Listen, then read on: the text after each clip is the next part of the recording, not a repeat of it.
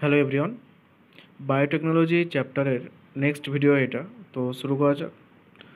Tools of recombinant DNA technology. এই যে আগে রিকম্বিনেন্ট ডিএনএ কীভাবে তৈরি হয়, তো এই টেকনোলজির জন্য কী কী টুলস ব্যবহৃত হয়, কী কী জিনিস ব্যবহৃত হয়, তো দেখা যাক। Now we know from the foregoing discussion that genetic engineering or recombinant DNA technology can be accomplished only if we have the key tools: restriction enzyme, polymerase enzyme, ligases, vectors, and the host organism. Let us try to understand some of these in detail. তো আগে যে discussion করা হয়েছিল first ভিডিওতে, তার মাধ্যমে আমরা জানতে পেরেছি যে জেনেটিক ইঞ্জিনিয়ারিং বা রিকম্বিনেন্ট ডিএনএ টেকনোলজি এটা সম্পূর্ণ করার জন্য আমাদের কী কী টুলস দরকার হয়। রেস্ট্রিকশন এনজাইম দরকার হয় কাটার জন্য, পলিমেরেজ এনজাইম দরকার হয় রেপ্লিকেট করার জন্য, লাইগেজ দরকার হয় সেই ফরেন ডিএনএগুলোকে যুক্ত করে রাখার জন্য, ভেক্টরস দরকার হয় সেগুলোকে বাহক হিসাবে কাজ করবে বাহিত করার জন্য, অ্যান্ড হোস্ট অর্গানিজম দরকার হয় যে অর্গানিজমের মধ্যে চেঞ্জেস আনা দরকার তার জন্য। তো এবার এগুলো ডিটেলসে দেখা যাক কোনটা কী কী কাজে লাগছে। প্রথমে আসছে restriction enzyme. In the year 1963, the two enzymes responsible for restricting the growth of bacteriophage in Escherichia coli were also isolated. তো 1963 খ্রিস্টাব্দে কী হয় যে দুটো এনজাইমকে আলাদা করা হয়।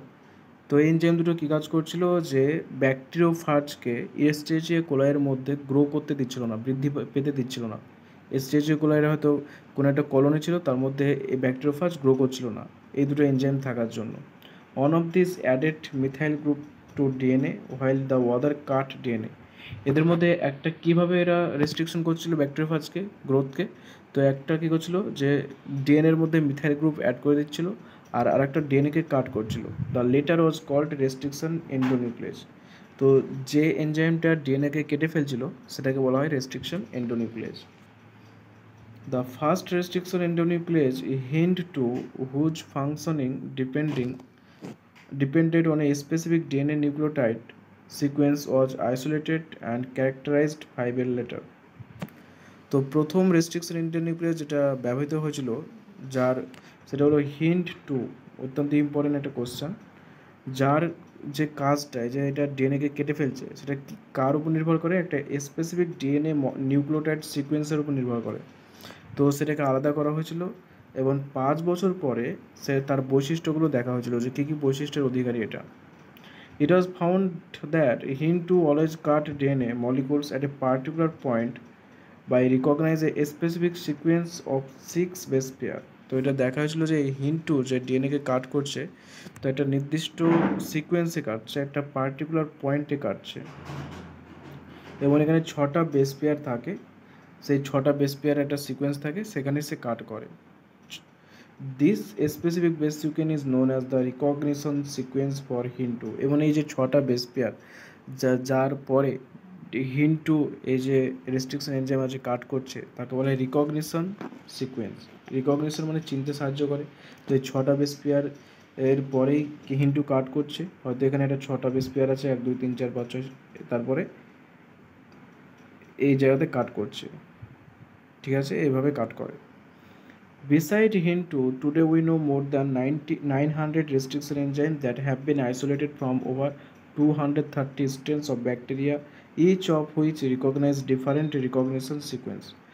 তো প্রথম তো হিন্টু আবিষ্কার হয়েছিল, কিন্তু বর্তমানকালে অনেকটা উন্নত হয়েছে এবং প্রায় 900টা রেস্ট্রিকশন এনজাইম আবিষ্কার করা গেছে এবং এরা প্রায় 230টা ব্যাকটেরিয়া থেকে আলাদা করা হয়েছে এদেরকে, এবং প্রত্যেকের আলাদা আলাদা রিকগনিশন সিকোয়েন্স আছে। যেমন হিন্টু 6টা বেস সিকোয়েন্স থাকে, একটা নির্দিষ্ট 6টা, যেটা পরে পড়বো সেই বেস সিকোয়েন্সটা কি। তো এরকম 900টা যে রেস্ট্রিকশন এনজাইম আছে তাদের প্রত্যেকের বেস সিকোয়েন্স আলাদা, সেটা 230 রকমের ব্যাকটেরিয়া থেকে আলাদা করা হয়েছিল। The convention for naming these enzyme is the first letter of the name comes from the genus. তো এদের যে নামটা, এই যে একটা নাম ইকো আর আই, ঠিক আছে, এটা একটা নাম। তো এদের যে প্রথম লেটারটা সেটা আসছে জেনাস থেকে। এখানে যে ইকো যে নামটা সেটা জেনাস থেকে আসছে, Escherichia coli. The second 2 letter come from a species of the prokaryotic cell from which they were isolated. তো এখানে একটা নাম দেওয়া আছে ইকো আরআই কামস ফ্রম এসটিজি coli RY13. In eco RI, the letter R is derived from the name of restriction enzyme, name of strain. Roman number following the name indicate the order in which the enzyme were isolated from that strain of bacteria. সেই bacteria থেকে কোন অর্ডারে আলাদা করা হয়েছে। তো এখানে নামকরণটা বলা হয়েছে, তোমাকে এবার বুঝিয়ে দিচ্ছি ব্যাপারটা কী আছে। তো এখানে আসছে ইকো আরআই, এখানে ই হচ্ছে এসটিএচএ কোলাই, এটা জেনাসকে ইন্ডিকেট করছে। সিও যেটা কোলাইকে স্পেসিফিসকে ইন্ডিকেট করছে। আর হচ্ছে স্ট্রেনকে ইন্ডিকেট করছে। আর আই এটা ওয়ান, এই ওয়ানটা হচ্ছে নাম্বার, যে কোন সিকোয়েন্সে এটাকে আলাদা করা হয়েছে, সেই স্ট্রেনটা থেকে আলাদা এনজাইমটাকে আলাদা করা হয়েছে সেটা নির্ভর করছে। Restriction enzyme belong to a larger class of enzyme called nucleases. Restriction enzymeটা একটা বড় ক্লাসের মধ্যে পড়ে, সেটা হলো নিউক্লিয়েজেস এনজাইম। এবং এটা দুই রকম হয়, একটা এক্সোনিউক্লিয়েজ আর একটা এন্ডোনিউক্লিয়েজ।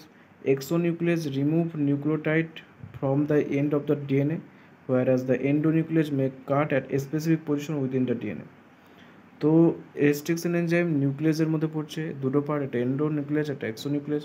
এক্সোনিউক্লিয়াস কী করে, যে একটা ডিএনএ সিকোয়েন্স আছে তার লাস্ট পার্টে কাট করে এবং তাকে আলাদা করে। আর এন্ডোনিউক্লিয়াস যেটা আছে সেটা কোনো একটা মধ্যবর্তী কোনো একটা স্পেসিফিক একটা নির্দিষ্ট পজিশনে কাট করে ডিএনএর এবং তাকে আলাদা করে। Each restriction endonuclease function by inspecting the length of a DNA sequence. তো এটা ডিএনএ সিকোয়েন্সটাকে তো ইন্সপেক্ট করা উচিত, মানে ভালো করে এটা পর্যবেক্ষণ করে। যদি লাস্ট এন্ডে দেখে যে এটাই লাস্ট এন্ড, পর্যবেক্ষণ করার দেখছে এটাই লাস্ট এন্ড, তাহলে সেটা এক্সোনিউক্লিয়াস কাজ করবে, কাটতে সাহায্য করবে। আর এন্ডোনিউক্লিয়াস যদি ইন্সপেক্ট করতে করতে যদি দেখে যে হ্যাঁ তার যে সিকোয়েন্সে সে কাজ করে সেটা পেয়ে গেছে, তখন সেখানে কাট করবে। Once it find it a specific recognition sequence, it will bind to the DNA and cut each of the two strands of the double helix at a specific point in their sugar phosphate backbone. যখন এইভাবে inspection করার সময়, পর্যবেক্ষণ করার সময় সে যদি তার specific recognition sequence খুঁজে পেয়ে যায়, তো সে সেই জায়গার সঙ্গে বাইন্ড করবে, যুক্ত হবে, তারপর সেই পার্টটাকে সে কেটে ফেলবে এবং দুটো যে স্ট্যান্ড আছে ডাবল হেলিক্সের, সেই স্পেসিফিক পয়েন্ট আছে সুগার ফসফেট ব্যাকবোন, অর্থাৎ কি একটা ডিএনএর যে স্ট্রাকচার যেখানে সুগার ফসফেট ব্যাকবোন থাকে, সেই সুগার ফসফেট ব্যাকবোনে কী করবে, যে ডবল হেলিক্স যে স্ট্রাকচার, মানে ডবল হেলিক্স মানে হচ্ছে মইয়ের মতো, যেখানে দুটো মই মানে হেলিক্স আকারে অর্থাৎ প্যাঁচানো আকারে থাকে ডিএনএর একটা আকৃতি, তো সেখানে কাট করবে এবং তাকে আলাদা করবে। Each restriction endonuclease recognize a specific palindromic nucleotide sequence in the ডিএনএর যে সিকোয়েন্সকে তারা চিনতে সাহায্য করে সেটা হলো প্যালিন্ড্রোমিক নিউক্লিওটাইড সিকোয়েন্স। তো এবার এই যে ছবি এখানে যেটা পড়লাম সেটা এবার ছবির মাধ্যমে বোঝা যায়, তোমরা পুরোপুরি বোঝা যাবে। তো দেখা যাক ছবিতে এবার কী বলছে। Action of restriction enzyme. Restriction enzyme কীভাবে কাজ করছে। The enzyme cut both DNA strand at the same site. এই যে ভেক্টর ডিএনএ এখানে দেখো GAATTC। EcoRI cut the DNA between bases G and A only when the sequence GAATTC is present in the DNA. তো একটা ডিএনএর মধ্যে যদি GAATTC এই সিকোয়েন্স থাকে, তো জি আর এর মধ্যবর্তী যে পার্ট, এই পার্টে সে কাট করবে, জি এবং এর মধ্যবর্তী পার্টে সে কাট করবে। এখানে দেখতে পাচ্ছ জি আর এর মধ্যবর্তী পার্টে সে কাট করছে। তো এইভাবে জি আর এর মধ্যবর্তী পার্টে কাট করলো, দেখতে পাচ্ছ এখান থেকে এই যে নেক্সট ইকোয়ারাই এখানে কাজ, ইকোয়ারাইয়ের মধ্যে এই যে দেখতে পাচ্ছ জি আর এর কাট করে গেছে, এটা পুরো ফাঁকা হয়ে গেছে, আর এই যে এটা হচ্ছে কাট পার্ট। এবার দুটো ডিএনএর, একটা ভেক্টর ডিএনএ আর একটা ফরেন ডিএনএ, হয়তো এটা একটা ডিএনএ এটা ফরেন ডিএনএ মানে এটা বাইরের ডিএনএ, ধরা যাক এটা অ্যান্টিবায়োটিক রেজিস্ট্যান্ট ডিএনএ, এটা ভেক্টর ডিএনএ, অর্থাৎ এটা ধরা যাক এসজেজি কোলাইড ডিএনএ, কোলাইড ডিএনএ, ঠিক আছে। তার GAATTC জিআর এর মধ্যবর্তী অঞ্চলে এটা কাট করলো, এটা পুরো ফাঁকা হলো। আর এক্ষেত্রেও নিচের দিক থেকে GAATTCর এই যে নিচের পার্ট এটা কাট করলো, তারপর এটা আলাদা করে নিল, তারপর এই পার্টের সঙ্গে এই পার্টে কী হলো, যুক্ত করে দিল, যুক্ত করার পরে যে নতুন একটা ডিএনএ তৈরি হচ্ছে, ডিএনএ ফ্র্যাগমেন্ট জয়েন করলো অ্যাট স্টিকি এন্ড, এই এন্ডটাকে বলা হয় স্টিকি এন্ড, যেটা ফাঁকা থাকছে, এবং একটা নতুন ডিএনএ তৈরি করলো। এবং এই যে ডিএনএ সেটা হচ্ছে রিকম্বিনেন্ট ডিএনএ। রিকম্বিনেন্ট ডিএনএ দেখতে পাচ্ছ, এটা ভেক্টরের পার্ট, আর এটা হচ্ছে নতুন যে ফরেন ডিএনএর পার্ট, এবং দুটো যুক্ত হয়ে একটা নতুন ডিএনএ তৈরি হচ্ছে, যেটা হচ্ছে রিকম্বিনেন্ট ডিএনএ। তো কীভাবে রেস্ট্রিকশন নিউক্লিয়াস কাট করছে, কোন সিকোয়েন্সে কাট করছে সেটা দেখলাম, GAATTCর মধ্যে, GRA সিকোয়েন্সের মধ্যে। ডু ইউ নো হোয়াট প্যালিন্ড্রোমস আর? প্যালিন্ড্রোমস কি? These are group of letters that form the same word when read both forward and backward. তো প্যালিন্ড্রোম হচ্ছে এমন একটা ওয়ার্ড, এমন কিছু ওয়ার্ড যেটা সামনের দিক থেকে পড়লেও যেটা যেরকম প্রোনাউন্স হবে, উল্টো দিক থেকে পড়লেও সেরকম প্রোনাউন্স হবে। আর এই যে এন্ডোনিউক্লিয়াস আছে সেটা প্যালিন্ড্রোম সাইডে কাট করে। যেমন এখানে একটা এক্সাম্পল হচ্ছে মালায়ালাম। এটা সোজা পড়লেও মালায়ালাম, এটা উল্টো দিক থেকে যদি পড়া যায় তাহলে তবুও Malayalam. As against a word palindrome where the same word is read in both direction. সামনের দিক থেকে পড়লেও মালায়ালাম, আর যদি এই উল্টো দিক থেকে পড়ানো হয় এদিকে তবু Malayalam. The palindrome in DNA is a sequence of base pair that read same on the two strands when orientation of reading is kept the same. যে বলা হচ্ছে যে প্যালিন্ড্রোমিক ডিএনএ সিকোয়েন্সটাও ঠিক একই রকম, যে সেটা যেদিক দিকে পড়াবো না কোনো একই রকমের মনে হবে, সে সামনের দিক থেকে পড়লেও আর উল্টো দিক থেকে পড়লেও। For example, the following sequence read in the same on the to stand 5 to 3, and this is also true if it read in 3 side to 5 side direction. তো এই যে এখানে GAATTC, আর এইভাবে 5 স্ট্যান্ড থেকে 3 স্ট্যান্ডের দিকে পড়লেও GAATTC, আর যদি 3 স্ট্যান্ড থেকে 5 স্ট্যান্ডে পড়া যায় তবুও GCTTAAG। এখান থেকে যদি উল্টোভাবে পড়ানো যায় ব্যাকওয়ার্ডে তাহলে দেখতে পাচ্ছ GAATTC। এটা GAATTC, মানে সামনের দিক ওপরের ডেনেটা সামনের দিক থেকে পড়লেও GAATTC, নিচে যে ডেন স্ট্যান্ড আছে সেটা উল্টো দিক থেকে পড়লেও GAATTC, মানে একই রকম। এটা হচ্ছে palindrome. Restriction enzyme cut the strand of DNA a little away from the center of the palindrome site. Palindrome site central থেকে কিছুটা দূরে কাটে, but between the same two bases on the opposite strand. কিন্তু দুটো opposite স্ট্যান্ডের দুটো একই বেসের মধ্যে, যেমন এখানে GAATTC, তো এই G আর A এর মধ্য অংশে কাট করবে, এটা মিডিল থেকে কিছুটা দূরে, আর নিচের দিকেও G আর A এর মধ্যবর্তী স্থানে কাট করবে মিডিল থেকে কিছুটা দূরে, কিন্তু দুটোই কি G আর A এই দুটো বেসের মধ্যবর্তী স্থানে কাট করছে। GA এগুলো কী বলতো, ডেনের মধ্যে যে গুয়ানিন, A ফর অ্যাডিনোসিন, এই যে একটা চারটে বেস থাকে না ডেনের মধ্যে, সেই চারটে বেস এখানে, thymine, T for thymine, C for cytosine, এই বেসগুলো এগুলোই বিভিন্নভাবে সাজানো থাকে। This leave single stranded portion of the end, এবং শেষের দিকে একটা করে স্ট্যান্ড বাকি থেকে যায়, যেটা আমরা আগে দেখলাম উপরের দিকে ছবিতে। There are over hanging stretches call sticky end on each strand, এবং প্রত্যেকটা স্ট্যান্ডে একটা করে ঝোলানো অবস্থায় থেকে যায়। These are named so because they from hydrogen bond with their complementary cut counterpart, এবং এদের স্টিকি বলা হয় কারণ কি এরা হাইড্রোজেন বন্ড তৈরি করে তাদের যে কাউন্টারপার্ট থাকে কমপ্লিমেন্টারি তার সঙ্গে। This stickiness of the and facilitate the action of the Indian DNA ligase, এবং এই যে এরা যুক্ত হয়ে থাকছে, পরে যখন যুক্ত করে দেওয়া হচ্ছে তখন তারা হাইড্রোজেন বন্ডের মাধ্যমে যুক্ত হয় এবং ডিএনএ লাইগেজ এখানে সাহায্য করে। তো এই যে ছবিতে স্টিকি এন্ড হ্যাং, এই যে দেখতে পাচ্ছ ঝুলে আছে, এখানে দেখতে ঝুলে আছে, এই যে এন্ডটা ঝুলে আছে, এখানে উপরের পার্টটা ঝুলে আছে। এবার এই দুটোকে যখন যুক্ত করে দেওয়া হয় তো হাইড্রোজেন বন্ডের মাধ্যমে যুক্ত হয়, আর ডিএনএ লাইগেজ এদের যুক্ত হতে সাহায্য করে। তো এটাই বলা হচ্ছে। Restriction endonucleases are used in genetic engineering to form recombinant molecule of DNA. Restriction endonuclease এই recombinant DNA molecule তৈরি করতে ব্যবহৃত হয়, সেটা তো আমরা আগে পড়ছি, অনেকবার বলা হচ্ছে। which are composed of DNA from different source or genome, এবং এই যে বাইরের ডিএনএ সেটা বিভিন্ন উৎস থেকে বিভিন্ন জিনোম থেকে নেওয়া যেতে পারে, যেমন একটা অ্যান্টিবায়োটিক রেজিস্ট্যান্ট জিন, তারপরে আরও অনেক জিন আছে যেগুলো বাইরে থেকে নেওয়া আসতে পারে, কোন জিন আমাদের দরকার পড়ছে তার উপর নির্ভর করছে এটা। when cut by the same restriction enzyme the resultant DNA fragment have the same kind of sticky end and hence can be joined together to using DNA ligase.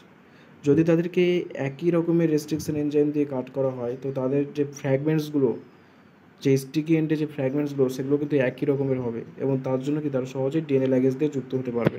তো ওপরে যে এই যে ছবিটা আছে সেটা তোমাদেরকে বোঝালে হবে যে এখানে একই রেস্ট্রিকশন এন্ডোনিউক্লিয়াস ব্যবহার করা হয়েছে, তাই দুটোই জি এবং এর মধ্যবর্তী স্থানে কাট করছে, এই ডিএনএর ক্ষেত্রেও আর এই ডিএনএর ক্ষেত্রেও। তার ফলে কী হচ্ছে যে এখানেও যে এন্ড তৈরি হচ্ছে আর এখানেও সেই এন্ড তৈরি হচ্ছে, এখানে একটা ফাঁকা যে এন্ড তৈরি হচ্ছে আর এখানেও সেই ফাঁকা এন্ডটা তৈরি হচ্ছে যেখানে এ টিটিসি মিস আছে। তো তার ফলে কী হচ্ছে, এখানে যে পার্টটা মিস আছে এখানে সেই পার্টটা আছে আর এখানে যে পার্টটা মিস আছে সেখানে এই পার্টটা আছে। এর ফলে কী হচ্ছে, এই দুটো যুক্ত হচ্ছে এবং নতুন ডিএনএ তৈরি করতে পারছে। যেহেতু এরা একই এন্ডোনিউক্লিয়াস দিয়ে কাট করছে তাই এটা সম্ভব হচ্ছে, নয়তো এটা সম্ভব হতো না।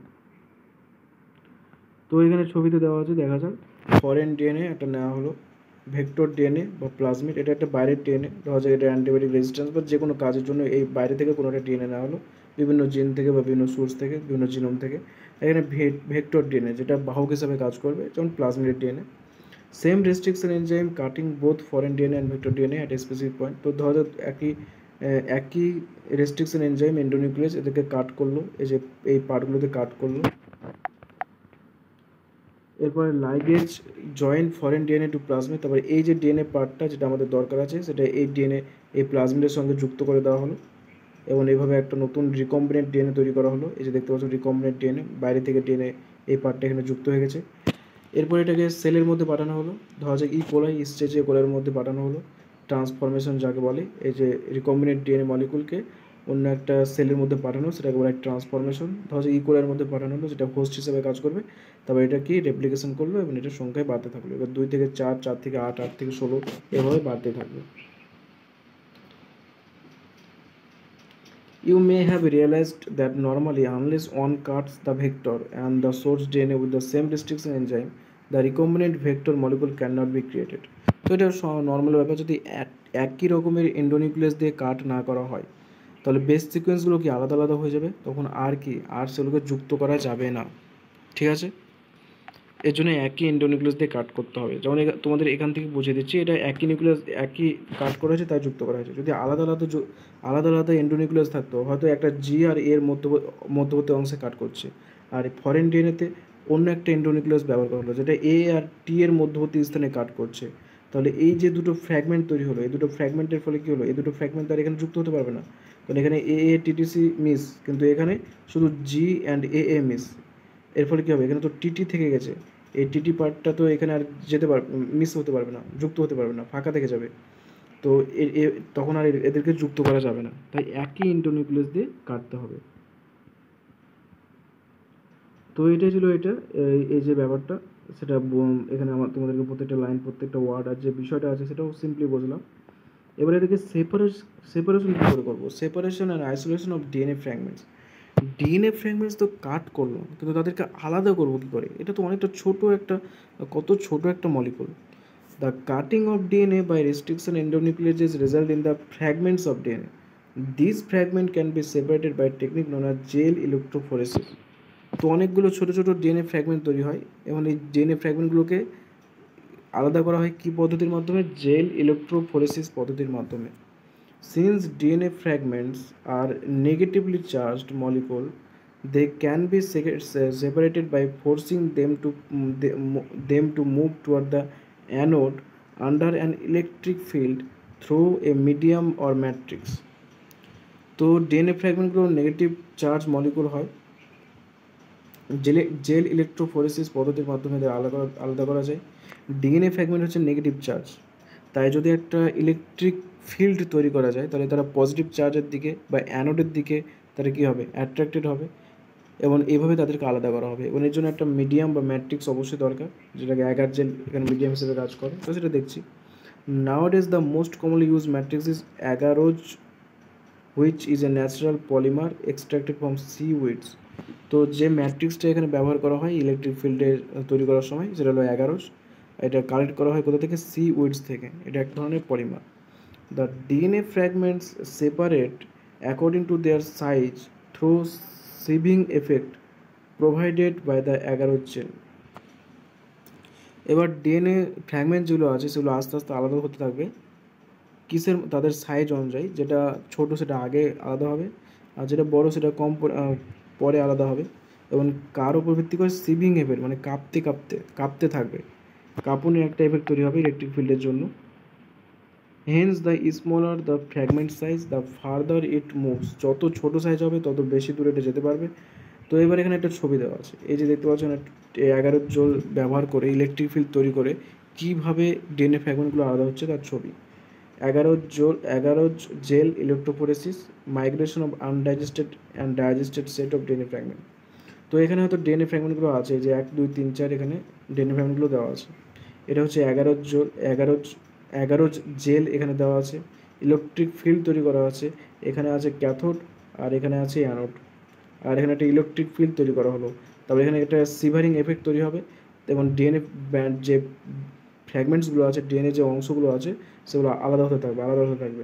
যেগুলো ছোট সেগুলো দ্রুত এই ওপর থেকে নিচের দিকে আসবে, আর যেটা বড় তারা সাইজে বড় হওয়ার জন্য তারা ধীর গতিতে আসবে, এবং এইভাবে এরা আলাদা হয়ে যাবে। তো এখানে যে ডিএনএ ফ্র্যাগমেন্টগুলো তৈরি হচ্ছে, এখানে তো একটা ফ্র্যাগমেন্ট, এইভাবে যে ফ্র্যাগমেন্টগুলো তৈরি হচ্ছে 3টে ফ্র্যাগমেন্ট, এরকম তো হাজার হাজার লাখ লাখ ফ্র্যাগমেন্ট তৈরি হবে, তো তাদেরকে এই পদ্ধতিতে আলাদা করা হয়। The separated DNA fragments can be visualized only after staining the DNA with a compound known as ethidium bromide, followed by exposure to UV radiation. You cannot see pure DNA fragment in the visible light and without staining. তো এবার যে DNA ফ্র্যাগমেন্টগুলো আলাদা হয়ে গেছে সিভারিং এফেক্টের জন্য 11 জেলের ওপর একটা ইলেকট্রিক ফিল্ড তৈরি করে ক্যাথোড অ্যানোড, ওয়েল থেকে ডিএনএগুলো ক্যাথোডের অ্যানোডের দিকে যাচ্ছে, যেহেতু এটা নেগেটিভ চার্জ পজিটিভ চার্জের দিকে যাচ্ছে, এবং তার ফলে কী হচ্ছে, যারা সাইজে ছোটো তারা দ্রুত গতিতে যাচ্ছে, যারা সাইজে বড় তারা ধীর গতিতে যাচ্ছে, এভাবে এরা আলাদা হয়ে যাচ্ছে। কিন্তু এদেরকে দেখা যাবে না খালি চোখে, কারণ কি দেখা যাবে না, এরা অনেক ছোট, এদেরকে স্টেন করতে হবে, এবং তার জন্য কী ব্যবহার করা হয়, ইথিডিয়াম ব্রোমাইড ব্যবহার করা হয়। এবং শুধু ইথিডিয়াম ব্রোমাইড দিয়ে স্টেন করলাম তারপরেও দেখা যাবে না, দেখার জন্য কী লাগবে, ইউভি রেডিয়েশন লাগবে, আলট্রাভায়োলেট রেডিয়েশন লাগবে। You can see bright orange colored bands of DNA in a ethidium bromide stent gel exposed to UV light. তো এবার এই যে জেলের মধ্যে যদি ইথিডিয়াম ব্রোমাইড অ্যাড করা হয়, ইউভি লাইট দিয়ে দেখা যায়, তো দেখা যাবে ডিএনএগুলো দেখা যাবে, এবং সেগুলো কেমন দেখাবে, ব্রাইট অরেঞ্জ কালার, উজ্জ্বল হলুদ কমলা রঙের। The separated bands of DNA are cut out from the agarose gel and extracted from the gel piece. তারপর যখন এগুলোকে দেখা গেল তখন এগুলোকে কাট করে নেওয়া হবে, কাট করে এগুলোকে আলাদা করে নেওয়া হবে। This step is known as illusion. এই যে ডিএনএ যে ফ্র্যাগমেন্টগুলোকে কাট করে আলাদা করা হচ্ছে জেল থেকে দেখার পরে, তাকে বলে elution. The DNA fragments purified in this way are used in constructing recombinant DNA by joining them with cloning vector. তারপরে এই ডিএনএ ফ্র্যাগমেন্টগুলোকে আলাদা করতে হবে, আলাদা করার পর তাদেরকে রিকম্বিনেন্ট ডিএনএ তৈরি করার জন্য ব্যবহৃত হয়। তবে এগুলোকে ভেক্টরের সঙ্গে যদি যুক্ত করা হয় তো রিকম্বিনেন্ট ডিএনএ তৈরি করতে সাহায্য করবে। তো এইভাবে এটা কাজ করে। তো এখানে যে ফার্স্ট পার্টটা যে কী কী টুলস ইউজ করা হয়, তো তার মধ্যে যে একটা পার্ট ছিল সবচেয়ে মেন পার্ট, রেস্ট্রিকশন এনজাইম, তো সেটা দেখানো হলো। তারপর এখানে কীভাবে পলিমেরেজ এনজাইম কাজ করছে, লাইগেজ কাজ করছে, ভেক্টরস কাজ করছে, বেসিক, তারপরে কীভাবে কাট করা হচ্ছে, স্টিকি এন্ড, তারপরে বিভিন্ন যে পার্টগুলো প্যালিন্ড্রোমিক সিকোয়েন্স, এগুলো কীভাবে যুক্ত হচ্ছে, তারপরে কীভাবে এদেরকে আলাদা করা হচ্ছে, এগুলো পড়া হলো। আশা করছি তোমরা বুঝতে পেরেছো, প্রত্যেকটা লাইন প্রত্যেকটা ওয়ার্ড ভালো করে বোঝানো হয়েছে। তো তোমরা ভিডিওটিকে লাইক করো, কমেন্ট করে জানাও কেমন লাগলো, যদি কোনো সমস্যা থাকে কমেন্টে জানাও, তোমাদের বন্ধুদের মধ্যে শেয়ার করো, আর চ্যানেলটিকে সাবস্ক্রাইব করো।